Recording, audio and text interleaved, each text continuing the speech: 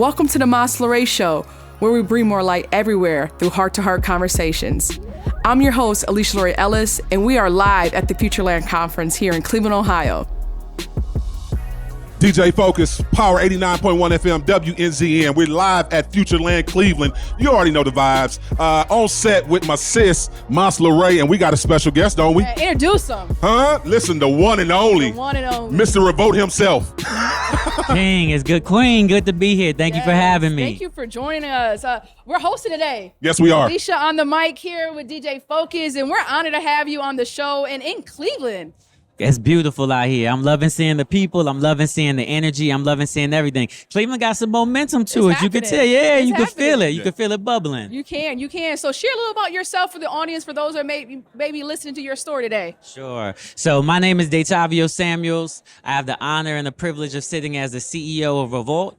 Revolt, if you don't know, was founded by the legendary global icon Sean Diddy Combs 10 years ago. We're celebrating 10 years of Revolt, which is a massive thing for us. We started out as a cable network trying to lead a music revolution. Today, we are a multi-platform media empire who is leading a revolution for our people. Yes. Super focused on social justice, super focused on amplifying and elevating Black creators. And so then the last thing that I'll say is the way we talk about our purpose and the reason we exist to shift the narrative for Black people globally. Our mission, how do we do it? By building the world's largest, most powerful Black storytelling engine on the planet, powered by creators, which is why we are here. Yes. Because the creators are in the building, and it's all about Absolutely. amplifying their stories and lifting them up. I love that. And I mean, look how God just works, because we just had our last interview was with one of P. Diddy's investing companies, Red Philly. Was Okay. here. Oh yeah. Tom, Yeah. Will Tom. That's my guy. Will Tom. It was amazing. He was up here talking about his story and not about to open up in Miami. So I just love all the synergy. So you're gonna find Revolt space in his building in Miami. Yep. Like that's how tight the synergies are. It's amazing. So for you,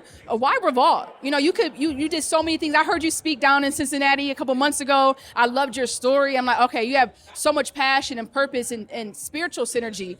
You know, you've done so many different things. So why Revolt for you now in your journey? Yeah.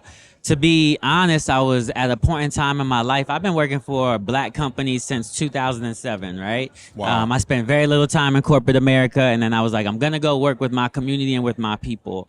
It has been the hardest lift ever. Like, I always think of it like Atlas, like who had to push that boulder up that hill. Yeah. That's what my life has felt like in the jobs that I've been in, fighting for Black people inside of corporate America, whether it was from the creative side, I used to work at an agency, media side, I used to work for Kathy Hughes, etc. So I got into the point where I was like, Black-owned media doesn't work. Advertisers and brands won't support it. Distributors, cable providers won't support it. So I want out.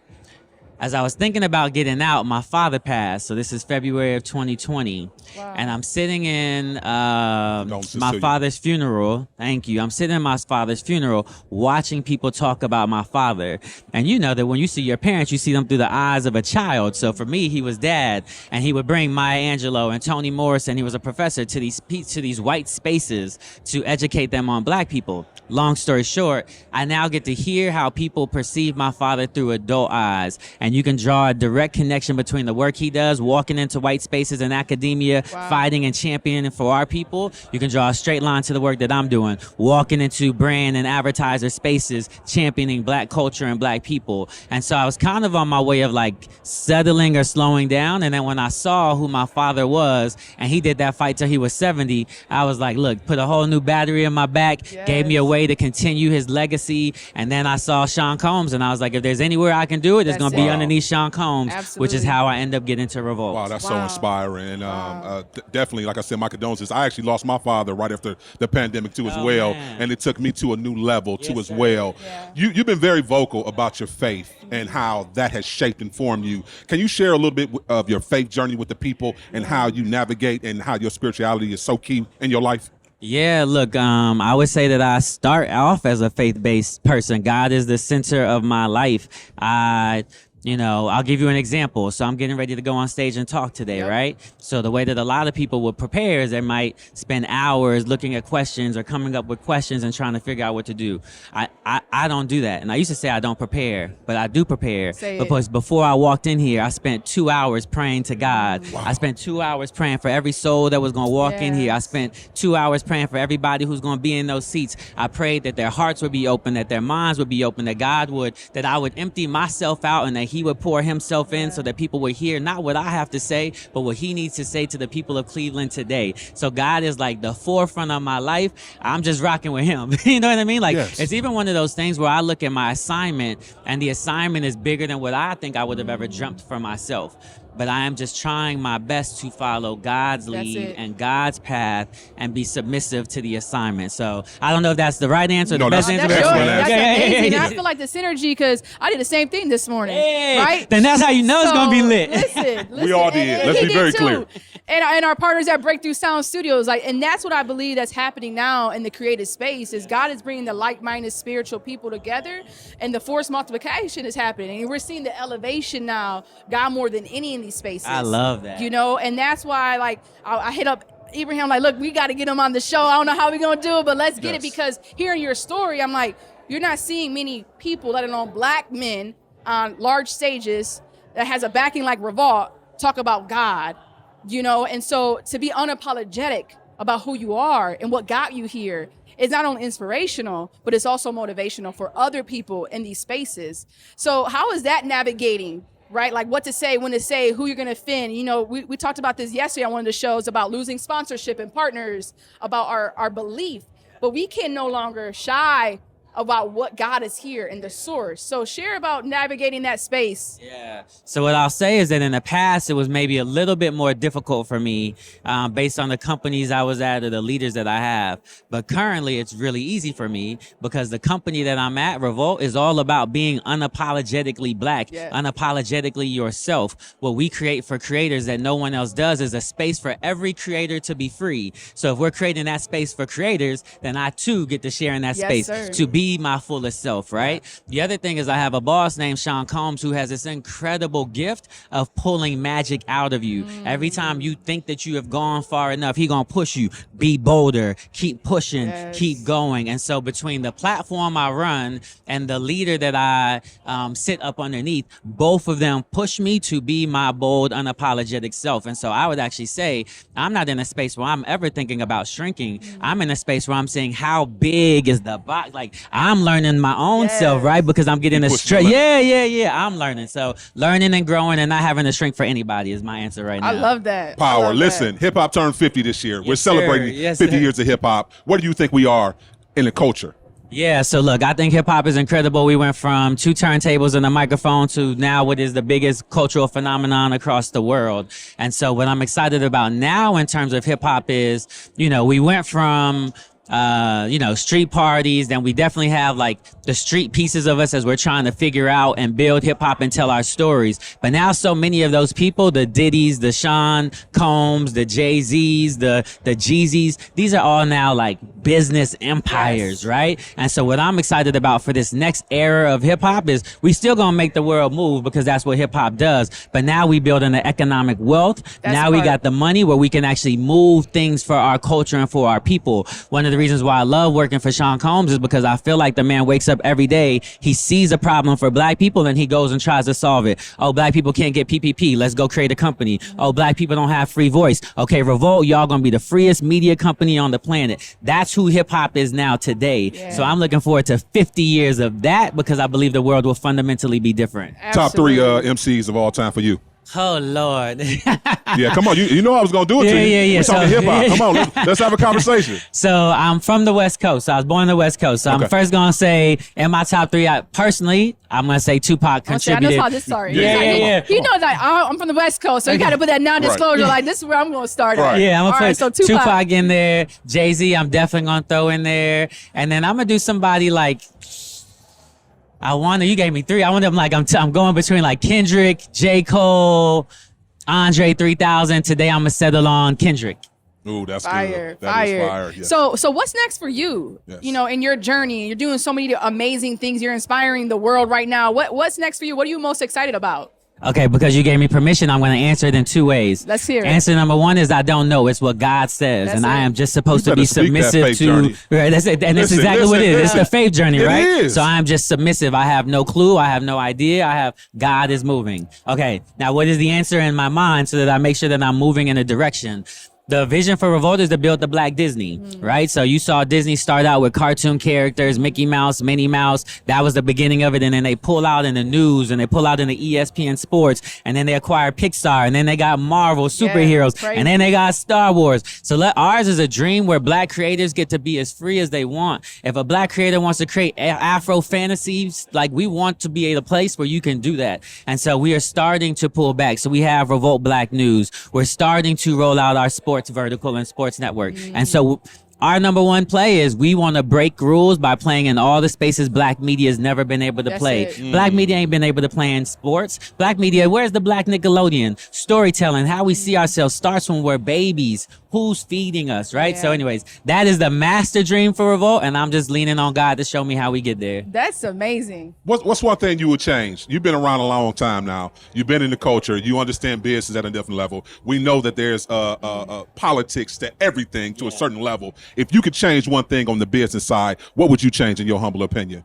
And this is, well, I'll give you my real answer is, I would change the fact that the people who control the revenue are not investing in us in the way that we deserve.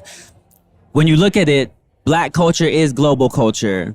From an advertising perspective, Black-owned media only gets 1% of the dollars. How is it that we drive all of the culture, but the machines that tell our story through our lens only get 1% of the trillions of dollars that come in? That's the thing that needs to change. That's the thing that needs to get equitable. Our chairman says all the time that we as Black people deserve the same 24 hours as everybody else. And so if there's one thing I could change is that I had the same 24 hours, because then put me up against Disney. Then put me up against, whoever it is, toe to toe. I'm ready to go. But right now, I always feel like every day I'm in a battle where they got nuclear weapons and I got a water gun and we still out there winning. You know what I mean? Catching wins, but I want the same resources. I want the same opportunities. And that's because God is already in it, right? So 100%. what we can say is the victory is already won, right? We're just really walking it out. That's it. In the natural. So in this space for you, why is storytelling so important for representation for people like me and you, brown and Black people in these spaces that for so long it has been marginalized for us not to show face?